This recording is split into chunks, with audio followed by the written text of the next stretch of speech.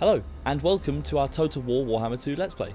Playing as Teclis, one of our legendary lords of the High Elves, we're going to play the Master Manipulator, using our diplomatic influence to poison relationships for our competitors in the race to harness the power of the Vortex.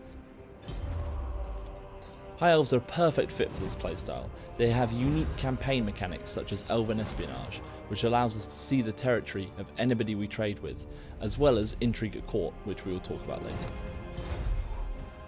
As you can see, we're at turn 130 and we've turtled so far, avoiding too many costly conflicts. However, we've fallen behind in the race for the Vortex, so we must play smart to catch up. We've just started our next ritual, so we will need to keep some forces locally to defend our ritual sites from attack, as the Warband of the Eagle and Puppets of Chaos have already started their approach. Now, we do have our allies, the Spine of Sotek Dwarves to our east, forming a shield on our eastern side against would-be enemies in the mountains. As we can see, they mostly like living in mountainous climate, which isn't suitable for us, so I'm happy to let them keep that land, for now. Our main nemesis in the race for the Vortex are our malevolent brethren, the Dark Elves, who are currently leading the race. Now, we could build and send a force north to slow them down, or we could use Intrigue at Court, a High Elf specific campaign mechanic, to drop a hornet's nest on their lap. We've already sent an agent towards Nagaron to keep an eye on our enemy, so we can see that the Norscan tribe Hmong are the perfect puppet for us as we look to manufacture a war abroad to halt their rapid progress towards their next Vortex ritual. If we open the Intrigue at Court menu, you can see that we can improve or decrease relations between any factions we have encountered during our campaign, using influence which is gained through events and completing missions. Hmong and Nagaron already dislike each other, but they are yet to wage war. Let's see if we can push Hmong over the edge and give Malekith a headache he wasn't anticipating. One of our agents, posing as Druki, stirs the cauldron of hate, fostering resentment between Nagaron and Hmong, with lies both white and dark. Now, over the next few turns, we should be able to see if we have made a difference. Our ally and brother Tyrion is in the Shadow Wood, very close to Malekith. Let's set a war coordination target and try and weaken the Witch King's forces. If we have a look at the strategic map, we can see that the Dark Elves are now fighting on several fronts. This should slow down their progress if all goes to plan. Now let's end the turn there and see if our meddling has worked. Today we're just going to skip the turns as we do have a lot to get through on this Let's Play. Oh, okay. Our Intrigue at Court has taken effect a lot quicker than we expected, and we pushed that relationship to breaking point. Hmong and Nagaron are now at war. Now let's have a look and see what we can do closer to home. We still have the Warband of the Eagle approaching from the south, and the Puppets of Chaos from the east. They'll soon be here, so we need to prepare for those battles. Let's use our influence to recruit an even better lord than is usually available. So there's several lords for us to choose from, but I'm going to go for Rubinus. She costs 60 influence, but for that we get the strong trait, which gives her plus 40 armor and plus 20% weapon strength. She can help defend one of the key ritual sites, and it also completes our mission that we were given at the start of this turn, Call the Wardens. I'm also going to recruit a few silver helms to bulk up the defense. Now we have our rituals defended, we can have a look at how Teclis can make an impact. We've already been using our Intrigue at Court earlier in the campaign to meddle with the Lizardmen's relationship and prevent them joining forces. They will be much easier to defeat, one at a time. As we can see, we've been assigned a mission to take Tlaxlan. This town is a ritual site and will gain us extra wave fragments, our ritual currency. Now let's move Teclis further towards this settlement. We can also see our elven espionage working well for us, as we have a trade agreement with Hexoatl. We can see all the way up to Tlaxlan, so we know the coast is clear. Let's steal some technology using our mage Kavina to help increase our research rate. This has caused her to level up, so let's upgrade her steal technology skill and we can end the turn there.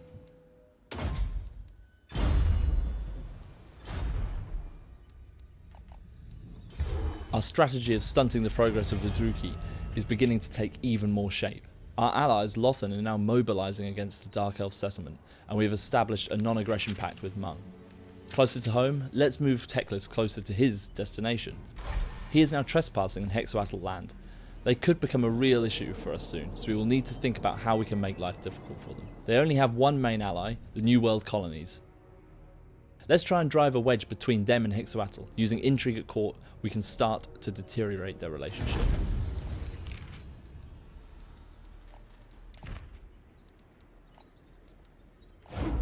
Some dare defy us. We shall sour relations between Lord Mazdamundi of Hexoatl and Philip Billings of New World colonies. In the long term, this will be far more destructive than a direct strike. Now they're still trusted friends, but we are starting to sow the seeds of doubt. Because we are still trading with Hexawatl, we can see that they have their main army in the Northern Territories. If we can destroy their relationship with the New World colonies, we could split their territories and make it easier for us to take those settlements. Now, if we head back to our ritual sites quickly, we can see the forces are almost on our towns. Let's move Rama further down south to help reinforce our ritual site. We can't afford to lose it at this stage of the ritual. We will need to move her into march stance to ensure she gets there in time. Even though our army will be tired in battle, it should be worth the risk. And we can end the turn here.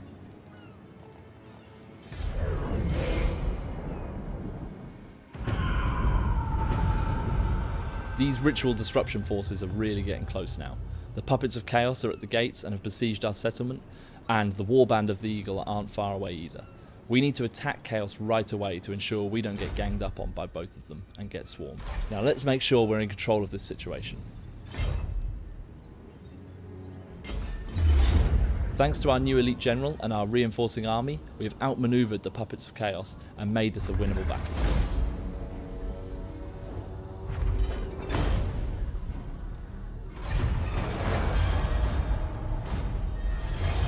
Now let's upgrade our new general. I'm going to choose Inspiring Presence to help with the next upcoming battle, and change the army stance to Lilia's Blessing, a new stance for the High Elves, which will help make our wizard even more powerful in the next battle. Now let's move Teclis towards his destination and end the turn there.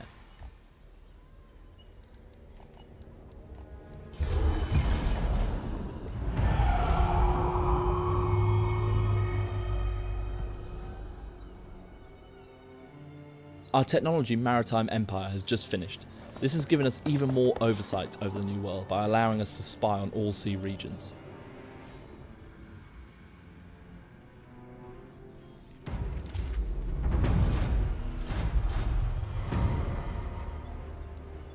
Now we need to pick a new technology. I'm going to go for light Ithilmar armor, so we can give a buff to our spearmen, archers and Northern Sea Guard.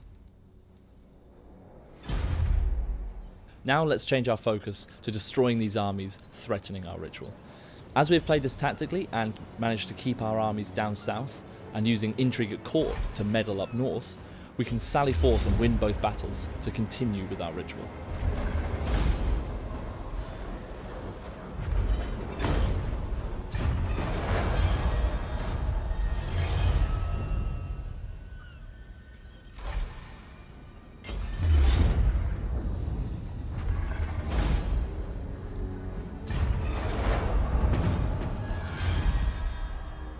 And let's also ensure that our secondary mission of taking Tlaxcalan is completed. We can take Teclis out of march stance now and begin the assault on the settlement. We're also going to activate a right, Improvisation Wall, which gives the Swordmasters of Hoeth in our army armor and experience buffs, as well as a new ability, Vor's Hammer, which causes a powerful explosion and affects settlement walls.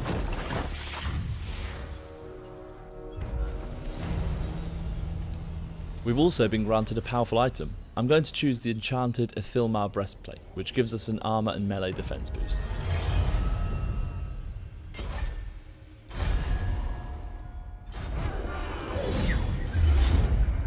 I'm going to leave you with a short montage of Teclis taking this settlement, which I hope you're going to enjoy, and of course, thank you very much for watching this High Elves Let's Play.